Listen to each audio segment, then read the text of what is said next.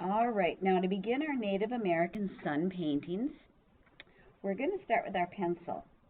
And what we want to do with our watercolor paper, I have it landscape style in front of me. I'm going to make one small dot in the very middle of my paper. I'm just going to estimate what would be the middle. Once I have that dot there, then I'm going to take my compass. And I'm making sure that the inch side is facing up. And I'm going to find my 1 inch mark. I'm going to hold the other part of the compass with my finger so that I can keep it in place. And then I'm going to go around and make my first circle, and that's at the 1 inch mark. Next, I'm going to go to the 2 inch mark. I'm going to use that circle, and I'm going to go around and to complete that circle. There's a little edge which you missed. Just go ahead and fill that in. And that's all I'm going to need my compasses for. Okay, so I'm going to set the compass aside. And at this point, I can also erase that little dot because we don't need that anymore. Now, to make good use of time, because I only see my classrooms for 50 minutes once a week as an art teacher, I am going to start working with Sharpie and do some of the actual drawings with Sharpie. I always tell students, if you're comfortable drawing directly with your Sharpie, you may, but there's always maybe a student that wants to start with pencil, and that's fine too. So I'm going to go around, trace this first circle, and then I'm going to use my Sharpie, and I'm going to go ahead and trace the outer circle. Now, previously, we did fill out our sheets with symbols that were personal symbols to ourselves. And so now we're going to use those, and we're going to decorate inside of our circle, the ring, with those. Now, I did a sun for happiness. So I'm going to do a half circle, and I'm going to make the rays. The next shape that I did was a star for guidance, and so I'm going to make that star shape. Now then I'm going to do a pattern, and if you want to do 2 or 3 symbols in that pattern, that's fine. 2, it ends with the correct pattern more easily. Okay, so now I have that completed. I would do the same thing all the way through my ring. Now when I get to the center, and you can be working at the same time while I'm showing the demonstration, watching and working, I'm going to do the eyes, and I always say for the eyes, football shapes, and inside the eyes, circle shapes. And for the pupils, circle shapes. The iris, the colored part of the eye, and the pupils. All right, then the next thing I'm going to add are my eyelids. Now, too, I always tell students, this is where yours doesn't have to look exactly like mine. If you want to make choices of the way you're doing yours a little bit differently, that's completely fine. I'm going to add eyebrows. And then I'm going to add my nose. And then I'm going to add lips.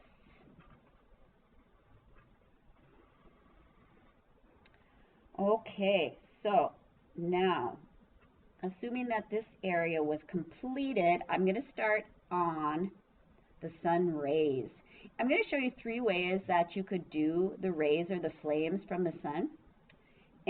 But I would suggest only choosing one way, that your picture will look more united. Now, one way is I could do triangle shapes. That's a very simple way of adding them. And you could even repeat that triangle shape inside, would be another option that you would do. Or a softer sort of flame, it's almost like a flower petal, would be this sort of flame. And again, you could repeat that on the inside. Now the final type of flame I'm going to show is more of a flickering flame, and this is really very free-form. Each of them might even look a little bit different than the other one, so you're going to have to want that kind of line work if you choose this one. Okay, now of course I would go all the way around to the end of mine. Now, for the background, so that we can break up the background space, you can use, if you want to use like a zigzag line out to the side, that's one way of adding line to the background. Or you might want to use more of a soft line. And here again, I'm going to suggest to students pick just one of those types, so that our painting doesn't become too busy, and then you would finish around the others. Now I'm going to show you a couple of student artworks that I have. That's going to show you a little bit of difference or variety that could be done. This was a 4th grade young man, and you can see how he's added symbols on the cheeks, and he's filled in some of his symbols with Sharpie.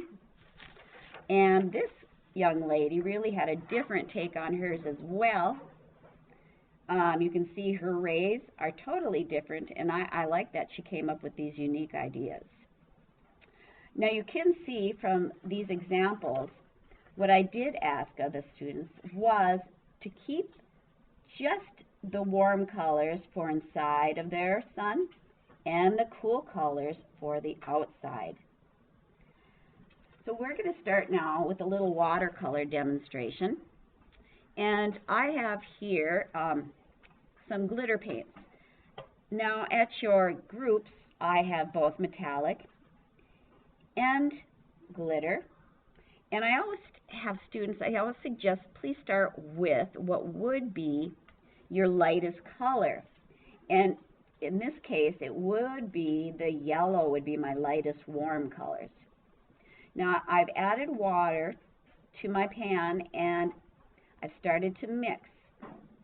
Now getting my brush loaded with that color.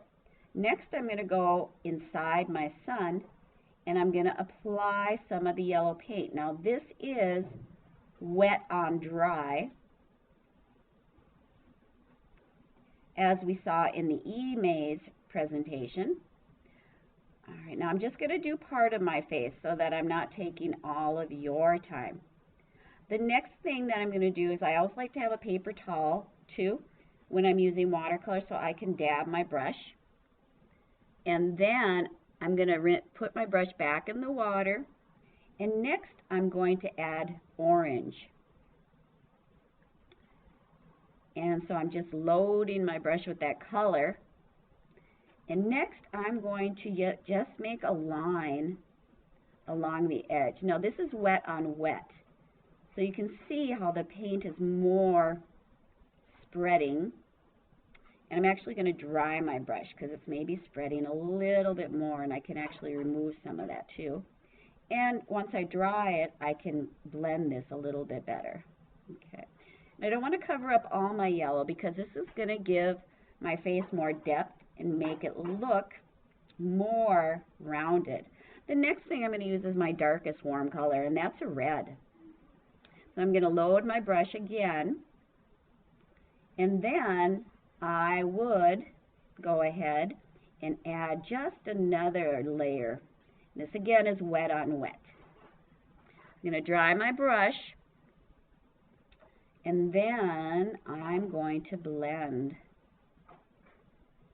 And maybe I even want to add a little more orange at this time if I feel I need that. Okay, so this is, we did dry on wet, or wet on dry, and then we did wet on wet. Two different types of watercolor techniques. Now, the next thing that I'm going to show you is I'm going to start on the background. And I have my cool colors, which are green, blue, and purple. And I'm just going to I'm going to choose my blue to begin with.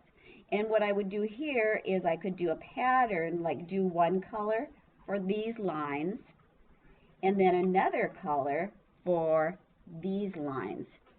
And so what I'm going to do is I'm going to load my brush with some of the blue and just roll my brush in there and load it with that color. All right, I'm getting that. Now, as I mentioned, one of the colors will be used for the smaller areas, and one of the other colors will be used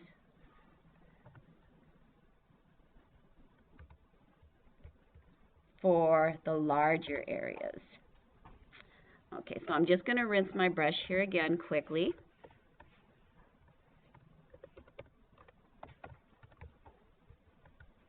All right, now that I got my brush rinsed, I'm going to go ahead, and my other color that I'm going to choose is going to be, I'm going to use the green.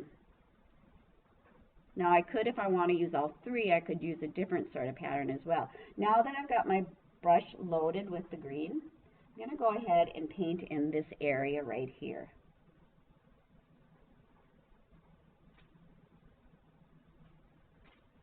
And I could use a little more color on that. All right, now you can see what I'm doing here is wet on dry. But at this point, what I'm going to do is I am going to get some salt. Now, salt creates a texture, but it still has to be wet where you are working. So I'm going to sprinkle a little bit of salt where I'd like that texture, and then when it dries, you would be able to brush the salt off and have created that texture. Okay, now, once again, I'm going to show you a student example and another, and you may go ahead and work on your Native American symbols painting.